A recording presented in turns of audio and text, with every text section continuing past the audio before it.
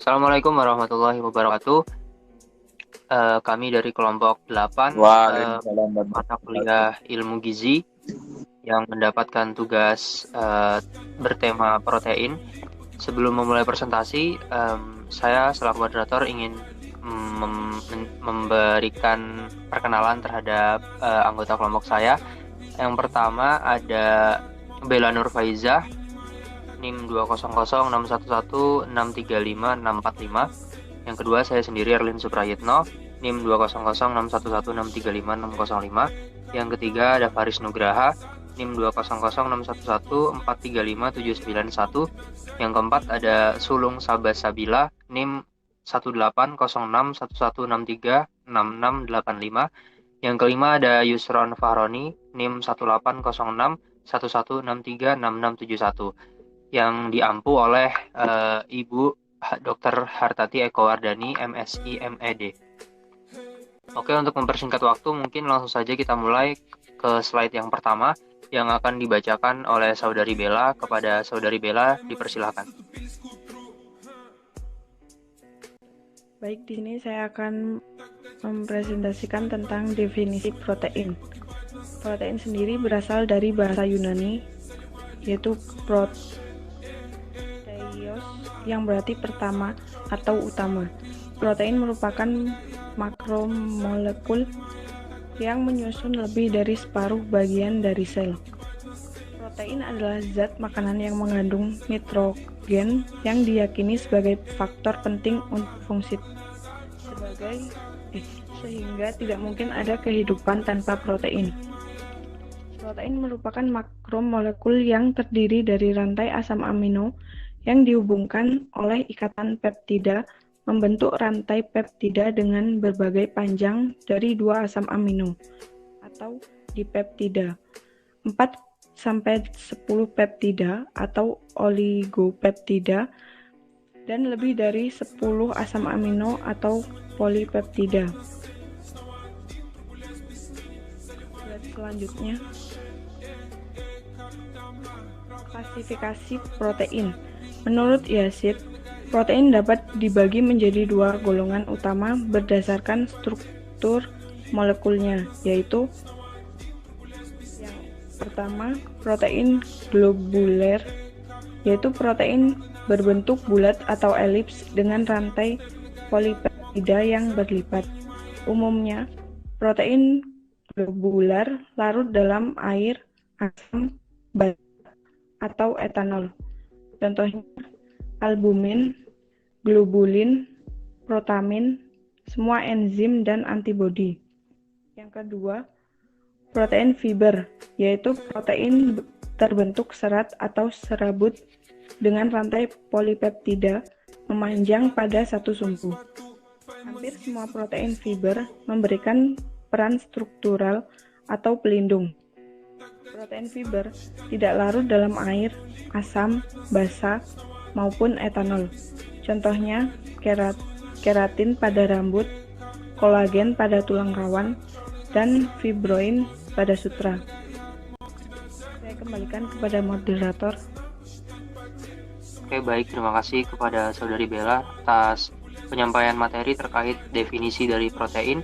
Mungkin kita lanjut ke slide berikutnya, yakni tentang fungsi protein yang akan dibacakan langsung oleh Saudara Faris Nugraha. Kepadanya dipersilakan.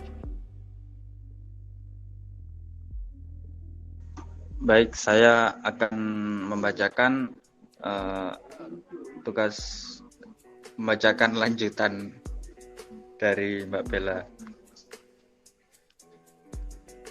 Slide, Mas. Fungsi protein. Yang pertama itu katalis enzim. Enzim merupakan protein katalis yang mampu meningkatkan laju reaksi sampai 10 pangkat 12 kali lajunya.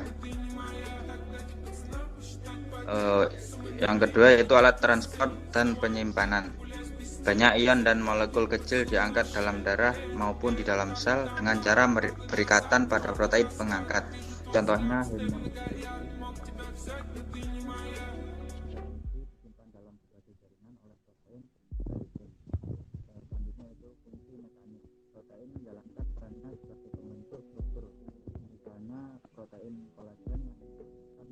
Mohon maaf Mas Faris, suaranya agak kecil, bisa diulang.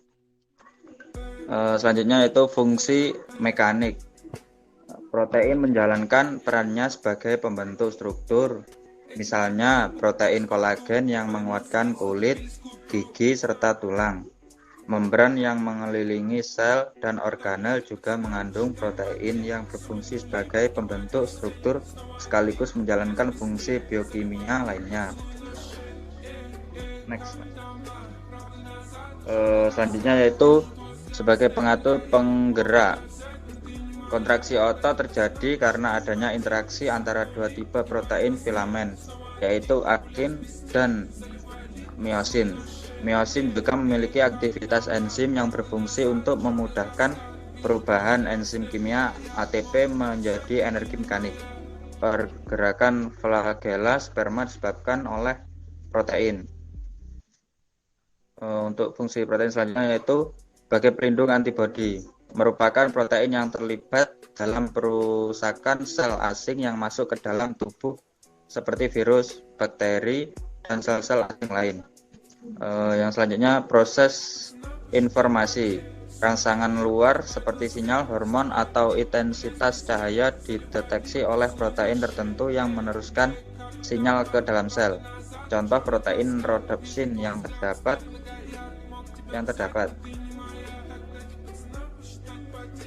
Sudah, Mas. Oke, terima kasih Mas Faris.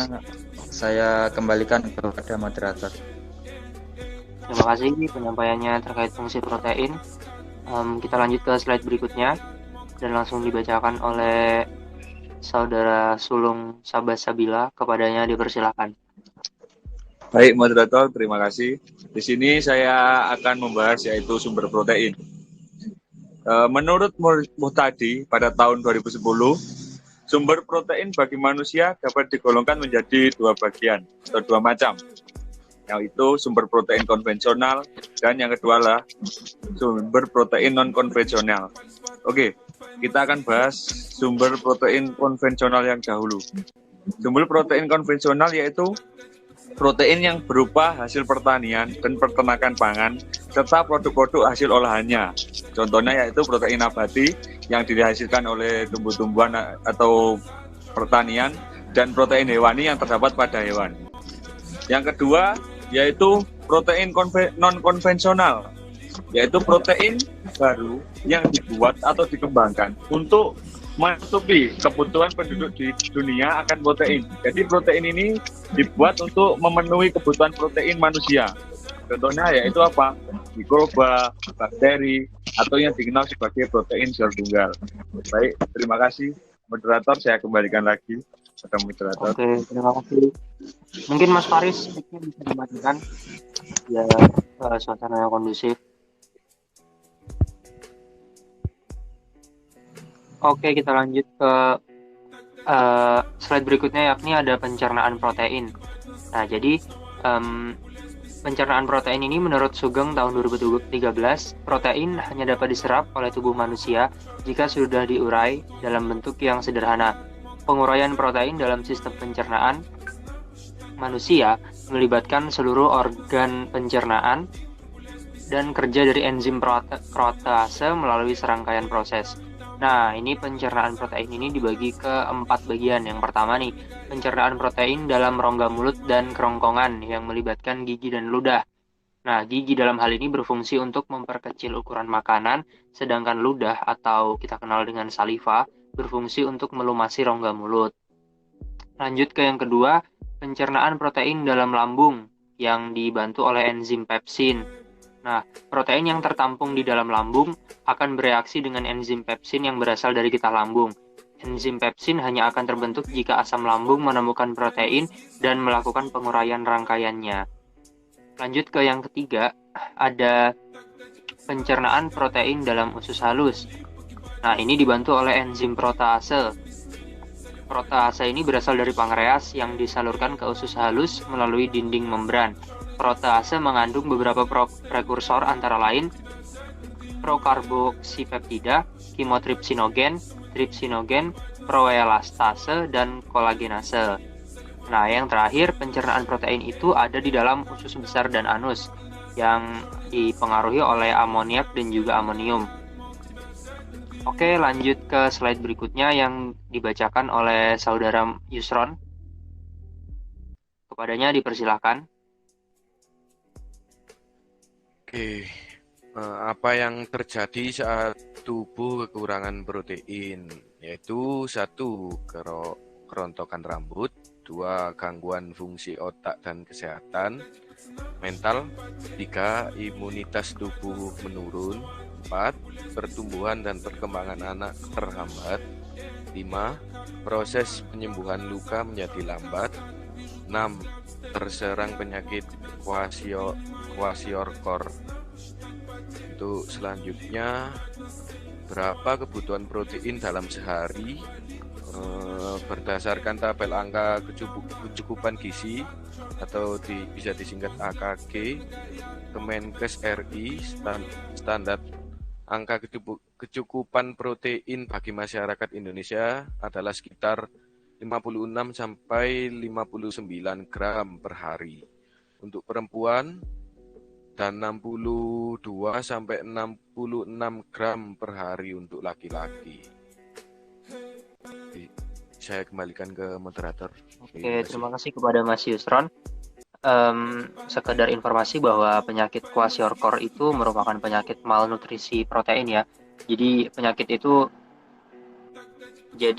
itu bisa ada saat seseorang itu betul-betul kekurangan protein yang sangat parah gitu ya, yang signifikan lah. Jadi mudah terserang penyakit tersebut.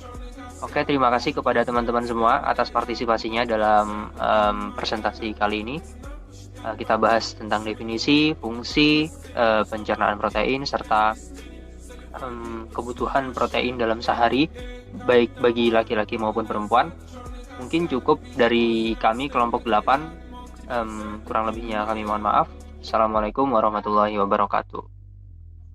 Waalaikumsalam warahmatullahi wabarakatuh.